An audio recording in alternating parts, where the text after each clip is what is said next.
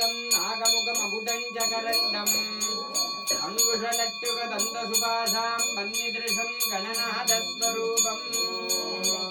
देवदन्ताय विद्महे वक्रतुण्डाय धीमहि तन्नो दन्ती प्रचोदयात् सर्वस्याप्ते सर्वस्वविद्ये सर्वदेवेनाप्नोति सर्वं जयति कात्यायन्याय विद्महे कन्याकुमारी च धीमहि तन्नो